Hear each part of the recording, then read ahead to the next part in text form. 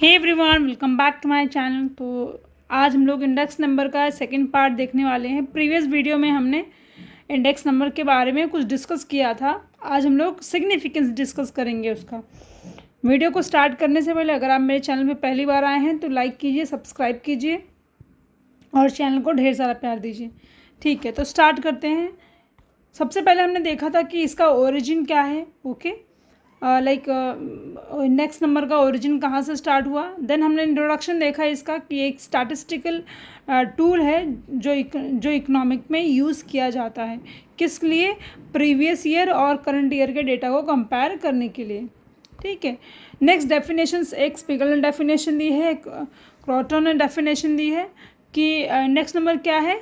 Index number are the device for measuring difference in the magnitude of group related of variable. इसके कुछ features देखे हमने। पहला feature देखा ये एक स्टैटिस्टिकल डिवाइस है। दूसरा फीचर्स देखा कि यहाँ पे इंडेक्स नंबर स्पेशलाइज एवरेज है जो क्या करता है, capable being express in percentage में डेटा को एक्सप्रेस करता है।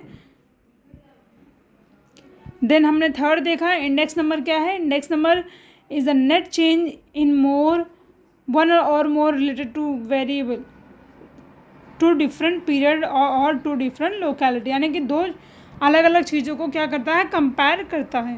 ओके,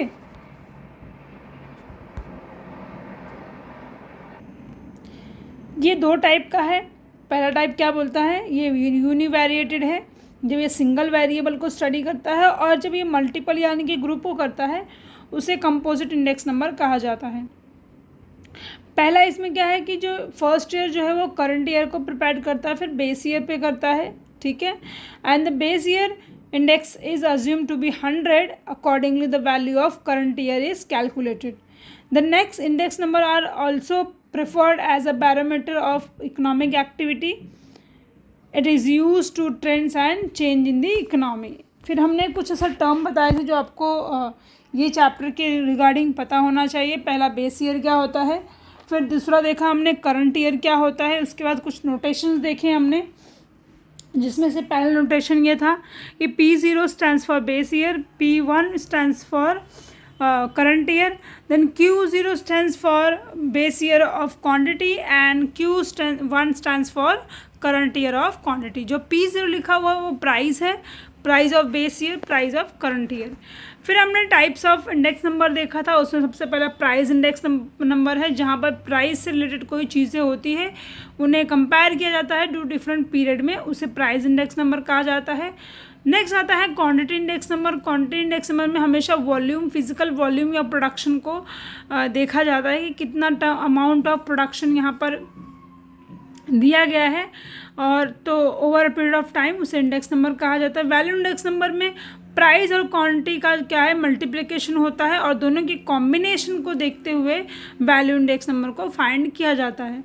नेक्स्ट आता है स्पेशल पर्पस इंडेक्स नंबर। तो यहाँ पर हम देखते हैं कि they constructed with some specific purpose like import export index number, labour productivity index number and share price index numbers. ठीक है, तो आज हम लोग सिग्निफिकेंस ऑफ इंडेक्स नंबर देखने वाले हैं। तो सिग्निफिकेंस यानी कि इसको इम्पॉर्टेंस भी कहा जाता है। ठीक है, so index number are indispensable tool of economic analysis. पहला यह है कि फ्रेमिंग सूटेबल पॉलिसी। तो पहला जो इसका यूज़ होता है वो सूटेबल पॉलिसी को बनाने के लिए होता है। ठीक है, index number provide guideline to policy makers in framing suitable economic policies such as agriculture policy, industrial policy, fixation of wages, dearness allowance in according with the cost of living etc. यानी कि इन सारी चीज़ों को proper तरीके से suitable बनाने में क्या करता है, इंडेक्स नंबर हेल्प करता है। नेक्स्ट आता है स्टडीज ट्रेंड्स एंड टेंडेंसीज, यानी कि ट्रेंड्स को स्टडीज़ भी करता है। ट्रेंड्स और टेंडेंसी में क्या फ़र्क है। ट्रेंड्स जो है वो जो समय के साथ साथ चीज़ें बदलती हैं और पब्लिक उसे फॉलो भी करता है, उसे ट्रेंड्स कहा जाता है। यानी कि इनोवेशन इन टेक्नोलॉजी वगैरह। और टेंडेंसी का मतलब क्या है कि टाइम टू टाइम क्या होती है, चीज़ें थोड़ी थोड़ी अपग्रेड होती रहती है या डाउनग्रेड होती रहती है, ठीक है। So index number are widely use to measure change in economic variable such as production, price, export, import etcetera over a period of time. For example, by examine the index of industrial production for last 5 years, we can draw important conclusion about the trends and industrial production without whether it shows an upward tendency or downward tendency। यानी कि जो उसके according changes हुआ है trends के according, क्या उसमें downward देखने मिल रहा है या फिर अपवर्ड देखने मिल रहा है। ओके, नेक्स्ट आता है forecasting about future economic activity. Forecasting का मतलब होता है वो चीज़ें जो फ्यूचर में हम लोग प्रोडक्शन करते हैं, यानी कि फ्यूचर प्रोडक्शन करना, उसको फोरकास्टिंग कहा जाता है।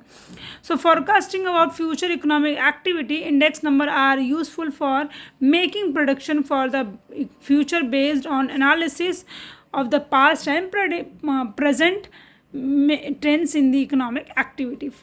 तो यहाँ पर क्या बताया गया है कि इंडेक्स नंबर जो फ्यूचर प्रोडक्शन है उसको भी, फ्यूचर प्रोडक्शन के लिए भी हेल्प करता है, यानी कि फ्यूचर को देखते हुए एनालाइज करता है, यानी कि पास्ट ईयर में कैसा था प्राइस का या किसी कमोडिटी की प्राइस, फिर इस साल कैसी है, तो उसका कंपैरिजन करने के लिए भी इंडेक्स नंबर यूज़ होता है। For example, based on available data pertaining to import and export, future prediction can be made, so thus forecasting guide is in proper decision making. Next आता है मेजरमेंट ऑफ इन्फ्लेशन, यानी कि inflation को भी measure करने के लिए index number का यूज़ किया जाता है। कैसे, लास्ट ईयर कैसा था इन्फ्लेशन रेट और इस साल कैसा है, इस तरीके से कंपैरिजन किया जाता है। So index number are also use to measure changes in the price level from time to time. It enables the government to undertake appropriate anti-inflationary measure. There is a legal provision to pay the dearness allowance to the employee in organized sectors on the basis of change in dearness index। Okay, next आता है हमारा useful to present financial data in real terms, यानी कि जो भी financial data है economy में उनको रियल टर्म में दर्शाने के लिए भी इंडेक्स नंबर का यूज़ किया जाता है। So deflation means to make adjustments in original data. Index number are use to adjust price changes, wage changes, and deflation helps to present financial data in real term, that is constant price। Okay, real term में आपको क्या समझ में आया कि यहाँ पर जो डिफ्लेशन होता है वो एक तरीके का एडजस्टमेंट होता है ओरिजिनल डेटा में। सो यहाँ पर क्या देखने मिलता है कि जो प्राइस होती है उसमें कितना परसेंटेज चेंज आ रहा है, वेज में कितने चेंजेस आ रहे हैं। डिफ्लेशन को प्रॉपर तरीके से financial data in real term में प्रेजेंट करने के लिए यूज़ किसका किया जाता है, इंडेक्स नंबर का यूज़ किया जाता है। अब हमारा नेक्स्ट आता है कंस्ट्रक्शन, ये हमारा लास्ट टॉपिक होगा। इसके बाद नेक्स्ट जो है मेथड हम लोग नेक्स्ट लेक्चर में करेंगे। Construction of